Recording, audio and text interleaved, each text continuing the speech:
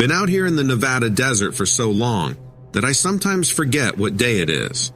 I drift from place to place in my old camper, mostly around the Tonopah region, and sometimes farther south toward Beatty, or even up near Warm Springs if I'm feeling restless. The other night, though, I found myself in one of those situations that makes you question everything about this place. And I know the desert can play tricks on your eyes, but this was not trickery. This was something big and very real. I had set up a small camp just off Highway 375, close to the intersection with Highway 6 near Warm Springs. I like that spot because it is usually quiet, except for the occasional tourist heading up the extraterrestrial highway to Rachel, or folks commuting between Tonopah and Ely. It was late, maybe a bit past 3 a.m. You know how it goes out here. The stars canopy the land, and you can hear so much as a whisper of wind carrying for miles. That night, I heard rumbling. At first, I dismissed it as a big rig, or maybe a small convoy heading off to the test range. But then it got louder, and I saw multiple headlights forming a line across the horizon. Curiosity took hold, so I hunkered down near a rock outcrop that offered a bit of cover. I could see a series of military vehicles, at least 5 or 6 large trucks with enclosed cargo areas and those heavy-duty off-road tires. They were all in formation, moving slowly but with purpose. My initial gut reaction was that this might be some standard transport or training exercise, which the folks at Nellis or the Tonopah test range do from time to time. But something about the arrangement of the escort vehicles seemed different. They had a pair of Humvees in front, then one massive truck in the middle, and another pair of Humvees trailing behind it. There was also a black SUV, tinted windows, that lingered near the back like it was overseeing the whole operation. I stayed silent, crouched as low as possible so their headlights would not catch any reflection off my gear. They stopped maybe 100 yards or so to the east, which is not typical for a routine movement. That is when I noticed a few uniformed folks hop out. I could only see silhouettes at first, but I counted at least 7 or 8. They opened the big truck's cargo hatch, and I swear I got this primal chill as soon as I realized something was thrashing around inside. It was not a typical cargo load. It shook the entire vehicle from side to side. One of the uniformed people signaled to another, and then they wheeled out a large crate, or maybe a cage, covered in heavy tarps. They seemed nervous, or at least overly cautious. The wind shifted, and I caught sight of something that looked like large folds of skin, or possibly wings, protruding from under the tarp. That was when a wave of disbelief washed over me. I have seen my fair share of weirdness out here, everything from mysterious lights to strange howling in the night. But this was next level. This was a winged humanoid of some kind, pinned down in a crate. I could not see much detail of the actual body, but I could tell that the wings were huge, maybe spanning 7 or more feet from tip to tip, if fully extended. I remember thinking maybe this was some enormous bird, except it was definitely shaped wrong. It seemed to have arms separate from the wings. I was too far off to make out if it had feathers or more of a leathery texture, but it did not look like any bird or bat I have seen. The soldiers or whatever they were spent several minutes securing it. One of them was barking orders at the others, telling them to keep the tarp in place and not let anyone get too close. I could not make out the exact words, but their body language said they were anxious about controlling the situation. They were using some kind of device that looked like a long rod, almost like those poles animal control officers use, only bigger and with electronic components attached. There was a moment when the creature gave this low guttural moan, possibly out of pain. Another soldier or officer, a taller individual wearing goggles, quickly administered an injection through a gap in the cage. After that, the thrashing subsided. It all happened so fast, but it was methodical, like they had a routine for dealing with something dangerous. At that point, my heart was racing. I felt like I was witnessing something I was definitely not meant to see. They lifted the crate back into the truck with a small crane arm attached to the vehicle. I half expected them to take off right away, but they paused for reasons I still cannot figure out. Maybe they were making sure no one else was around. I stayed so still that I thought my legs would cramp up. Eventually, they sealed everything, locked down the cargo, and hopped back into their vehicles. The entire convoy roared off in the direction of the restricted areas near the test range. I knew better than to try to follow them. The desert roads might allow you to tail someone for miles, but the moment you hit the restricted boundary, they have eyes everywhere.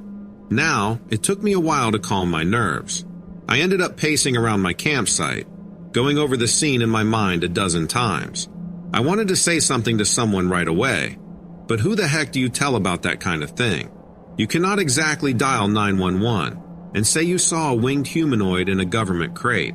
Even out here, folks in the small towns keep their heads down about weird stuff. They might share stories quietly, but nobody wants trouble from the bases. I ended up staying up the rest of the night, fiddling with my radio, looking for any sign that there was official chatter about the convoy. Static. Absolute dead air. I packed up in the morning, drove back toward Tonopah on Highway 6, and could not shake the feeling of being watched or followed. Every time I saw a helicopter overhead, I was afraid it might be related. This is not something I can easily process. I have seen bizarre lights out near Nellis. I have heard talk of odd creatures roaming around the outskirts of the test ranges, but never anything so concrete as seeing a large winged figure in a cage with my own eyes under heavy military escort. The more I think about it, the more I wonder about the stories some of the older folks tell around these parts, paranoia about secret experiments or mutated animals from all the nuclear tests decades ago. But a humanoid with wings. This was clearly something else, and it was alive, fighting them until they sedated it. I do not know what kind of facility they would take it to, but I imagine it is not some ordinary holding cell. Even if folks ask about it, they will likely get stonewalled. Out here, you learn that the official answers are almost always vague or full of misdirection. I took on a project just outside Maricopa, not far from the intersection of Highway 347 and the road leading toward Casa Grande. The landscape is mostly scrub and dusty trails, and there's been talk for a while about expanding the development out that way. We started preliminary site work around late February of 2021, hauling in equipment and staking out boundaries. This is a pretty ordinary routine for me. I've been a construction foreman for over 20 years, mostly in Arizona, so I'm no stranger to the desert environment with all its quirks. But something happened out there that still keeps me up at night, and it wasn't a typical dust storm or sudden sinkhole. On the second week, my crew had mostly cleared the brush and was beginning to grade a section for the first set of model homes. One of my guys called me over, so I walked across the half-graded dirt to see what he was fussing about. There was a strange impression in the ground. It looked almost like three-toed tracks, but not quite right. The prints were about the length of my forearm, spaced in a way that suggested whatever left them was walking on 2 feet. I first assumed it could be some oversized bird, or maybe a misguided prank. The desert can be weird like that, but this didn't look like any bird track I'd seen, and I've come across ostrich footprints in the past at ranches. Something about it made me uneasy right away. I brushed it off in front of the crew, not wanting to start rumors. We continued our work for the next few days without incident.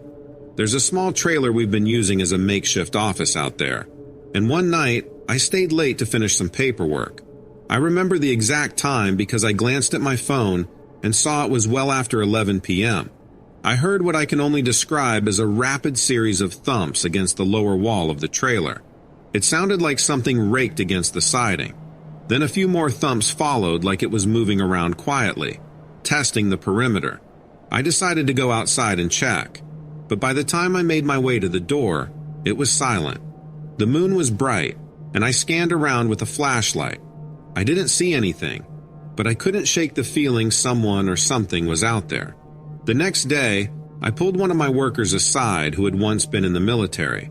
I asked him if he noticed anything odd on site after dark. He told me he heard rustling and low hissing in the brush last night when he walked to his truck. He said he thought it was a snake until he saw an outline that was too big to be any snake around here. He wouldn't elaborate further, only that it rattled him enough to get in his truck and leave quickly. The real turning point happened about a week later, when we started excavation for the utility trenches. We broke ground near a rocky outcrop that local ranchers often say is home to desert lizards and the occasional rattler. That day, not once or twice, but 3 different workers reported seeing something move between the boulders.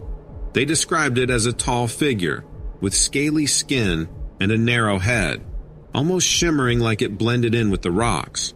One guy nearly quit on the spot, mumbling that there's always been talk of something living under the desert, something people rarely see unless it's disturbed. He was sweating bullets even though it was a mild morning. Another crew member mentioned that back in 2015, at a different project site further north, they'd come across weird tunnels in the desert floor, but they just assumed it was abandoned infrastructure. Now he wondered if maybe it was all connected. We decided to keep working because deadlines in this line of work don't wait for ghost stories. But I noticed a shift in morale, like everyone was constantly looking over their shoulders. I found a set of tracks again near the fence line, leading toward a dried-out wash. They were deep, like something heavy moved across the dirt. I tried to rationalize it, thinking maybe the big machinery caused it, but the spacing was too peculiar. There were rumors among the men that some of the local tribes have legends of reptile-like beings that inhabit certain areas of the desert. This is something I'd heard mentioned in passing before, but I'd never taken it seriously. You hear all kinds of stories when you work remote job sites across Arizona. We stuck it out for a few more weeks. Then one late afternoon, we booked it out right at sundown because someone claimed they saw 2 of these scaly figures standing by the half-dug foundation. No one wanted to linger after dark anymore. I personally didn't see them that time, but I felt a presence. It's hard to explain, like you know you're being watched even if you can't pinpoint where it's coming from. Ever since that day, my instincts screamed at me to finish up quickly and get out of there. A foreman is supposed to keep his crew safe, and I couldn't shake the feeling that something didn't want us there.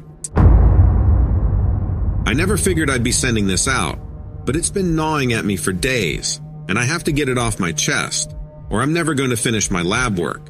I'm a junior majoring in geology at the University of Cincinnati, and a few nights ago I ended up at Carter Cave State Resort Park in eastern Kentucky. My professor had us doing a survey on the limestone formations around there, because we're comparing them to core samples taken along the Ohio River. Normally, I'd just do daytime observations and head back, but there was this last-minute assignment that needed night readings. Long story involving a scheduling mix-up with another research group, which is typical for our department. Anyway, I convinced my classmate to cover for me so I could stay late, and I honestly wish I hadn't. I was near the bat cave area. They locked that place off seasonally to protect the bats, but you can still take trails around it. We were collecting data points for rock density and measuring temperature fluctuations. I set up some of our department's equipment just off the path. Portable luminescent sensor, basically a small device that picks up faint light signals from minerals under certain conditions, along with an ultrasonic rig we borrowed from a grad student who's studying microseisms in the region. The handheld lamppost I had was dimming bad, probably from an old battery, so I was already on edge fumbling around in the dark, trying not to step in the creek or twist an ankle on those slippery rocks. I remember the exact time because I kept checking my phone, worried the battery would die. It was 11:37 p.m., according to the lock screen. The forest was silent except for a few crickets and occasional rustling in the trees. There was this sudden feeling, maybe you'd call it a shift in energy, like the air got heavier. It wasn't windy, and it didn't feel like a storm was rolling in, but my stomach was dropping the same way it does when you sense something's not right. I adjusted the beam on my flashlight and scanned around, thinking it might be a coyote or a raccoon. We've seen those before while out on field projects. I thought I detected movement to my left, behind a cluster of shrubs near a rock face. The slope there isn't super steep, but it's got a lot of loose stone. Normally, an animal would knock some of that stone loose, and you'd hear it tumbling. I heard no sounds, just a very faint swish in the autumn leaves. I stepped closer, but not too close. I was telling myself it'd be a dumb idea to startle a mother raccoon or something. I was trying to see if my mind was playing tricks on me. Sometimes, the beam of your flashlight catches a tree trunk at a weird angle, and you think it's something that it's not. I kept noticing a pale color, like a bare patch of skin, which definitely didn't make sense for an animal with fur. It curved behind the rock, so I thought maybe it was a person messing around. We do get random folks exploring the park after hours, though it's not exactly encouraged. But the way it moved, it was on all fours, or at least it seemed that way. But not in the normal posture a person would take if they got down on hands and knees.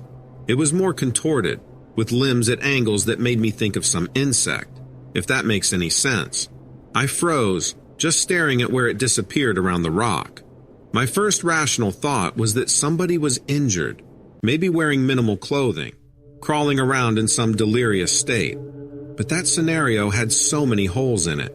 Why would anyone do that out here in the middle of the night with no gear, no backpack, and no lights? I was torn between leaving or going after it.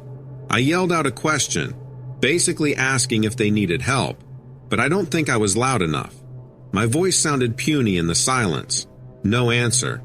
I walked around to the other side of the rock formation slowly, pointing the flashlight ahead of me. Part of me wishes I hadn't, because once you have a real look at something, you can't put that genie back in the bottle. Behind that rock was this shallow depression in the earth, maybe 6 or 7 feet across, filled with decaying leaves that must have slid down over time. There was a bit of a depression in the center, like a bowl shape.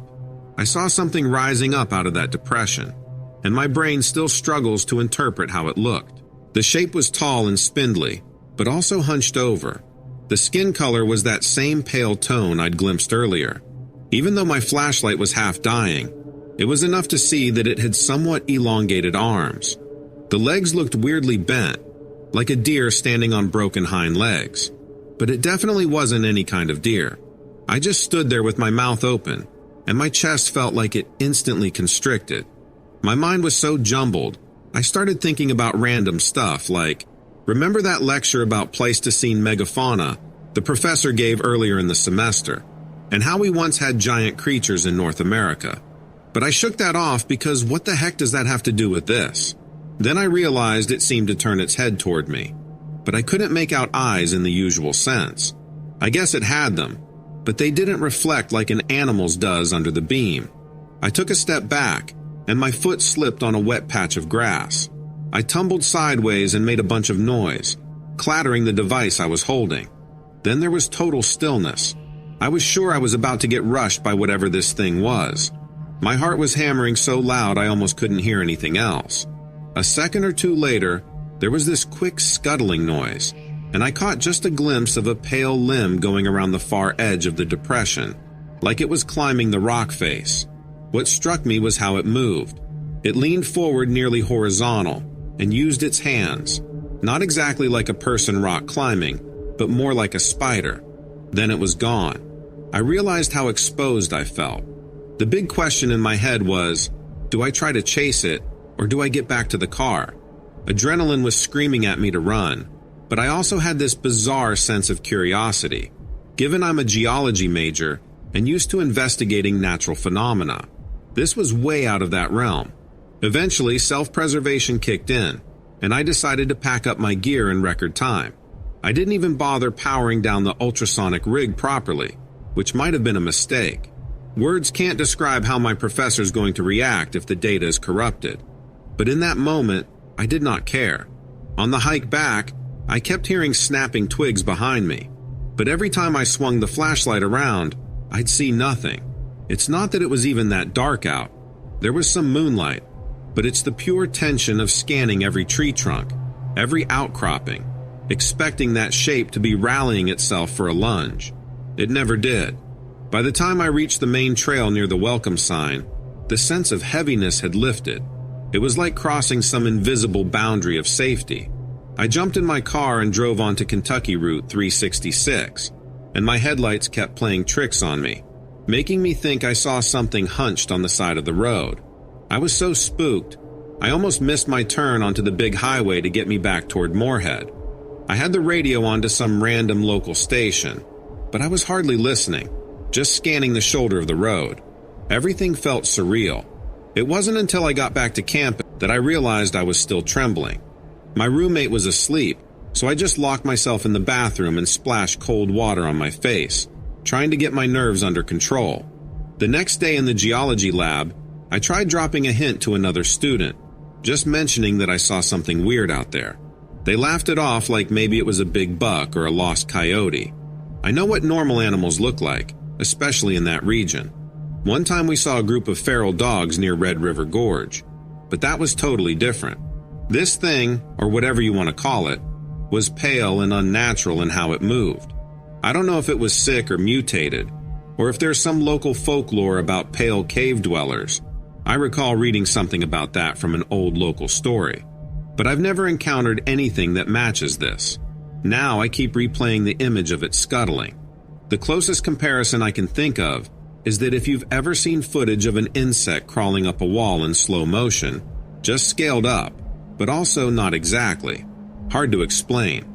For days I've been scouring any reference I can find, but I'm pretty sure I won't find official documentation or anything in a library research database. I asked a park ranger friend if they'd heard of strange sightings near Carter Caves. They just said there are a lot of uncharted nooks in the cave systems, and that it's easy to freak yourself out in low-light conditions. But that doesn't ease the knot in my gut about what I saw. Every time I close my eyes, the memory just rushes back.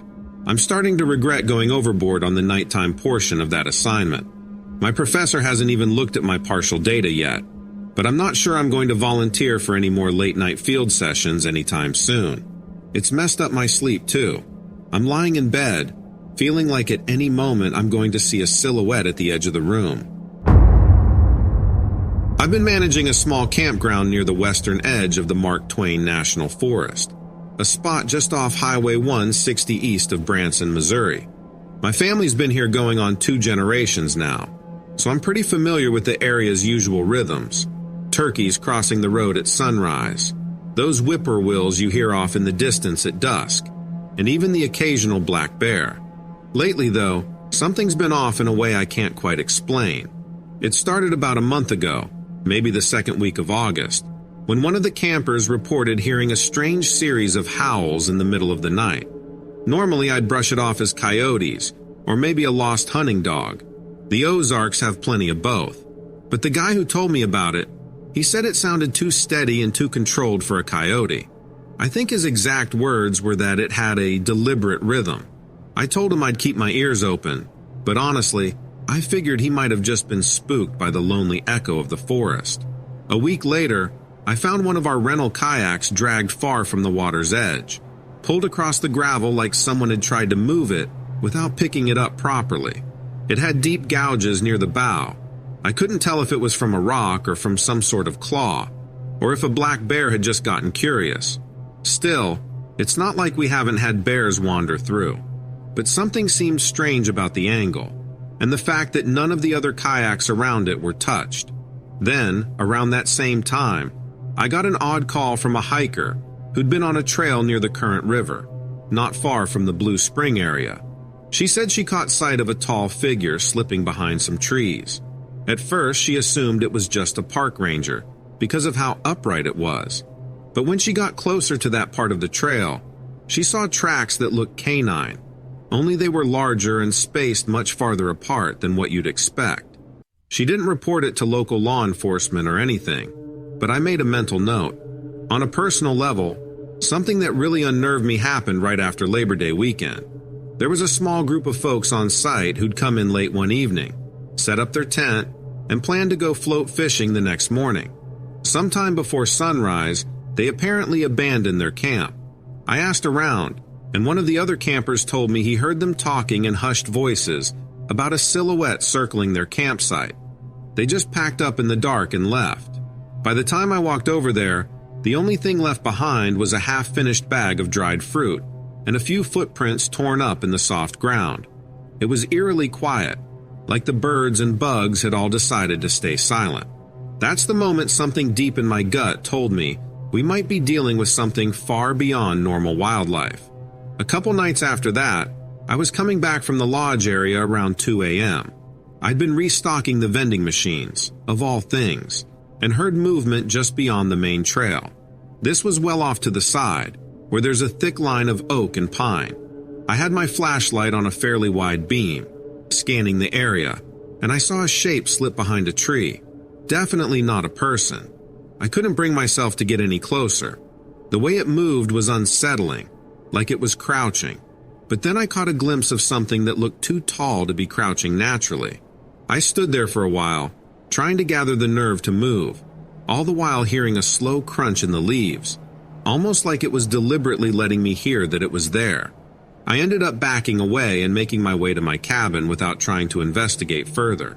I keep hearing from the older folks in town that there have always been rumors of strange occurrences out in these hills. One of my neighbors told me a secondhand story passed down from his grandfather. Supposedly, there was an incident back in the 1930s involving a traveling salesman who went off the beaten path near Eminence and wound up missing for several days. When they found him, he was disoriented, scratched up, and refused to speak about what he'd seen. Later, he supposedly told the local sheriff it was neither man nor ordinary animal, but something that could change the way it looked from one moment to the next. As you can imagine, that story's always floated around as an urban legend. I never put much stock in it until these last few weeks. Earlier this week, right around dusk, I had a few late arrivals checking in. I walked them to their campsite, a routine I normally do, just to point out the water spigot and the best place to set their tent. One of them commented offhand that they saw a large dog near the tree line while pulling in. I asked them how big, and the camper said it was bigger than any dog she'd seen, and it stood awfully still when their headlights swept over it. I haven't heard from them again, so maybe they slept fine or maybe they left early. What's been weighing on me the most is the growing number of small signs that don't add up. Trash cans tipped over without real evidence of raccoons. A couple of locals complaining about hearing low growls late at night on the roads off 366 between Ava and Gainesville. Even my own dog has been acting nervous, pacing around the cabin like she's smelling something she doesn't understand. She's never been one to scare easily, but now she won't wander more than a few feet from my side after dark. I caught her staring off toward the tree line a couple nights back, hackles up, facing a direction where, to me, there was absolutely nothing but shadows. And I'm not going to pretend I haven't considered more mundane explanations, maybe a rabid coyote, or a pack of feral dogs that learn to be unusually stealthy. There's no shortage of wildlife that can scare the daylights out of people who aren't used to being in the backwoods. But this feels different, like it's calculating and aware in a way that typical animals aren't. I remember one of the campers telling me he'd never seen eyes reflect back at him that high off the ground. He said it was the weirdest feeling, almost like the thing was sizing him up. I have no idea how to address this with folks coming in for weekend getaways. They see the brochures with the scenic spots and the waterfalls, not the possibility that something is stalking around at 2 a.m. I've been tempted to mention it to the local sheriff's department, but I can already guess the reception I'd get. They just chalk it up to overactive imaginations and too many scary stories around the campfire. I'm also wary of bringing too much attention if it scares people off, because my livelihood kind of depends on steady tourist traffic. It's a catch-22, no doubt about it.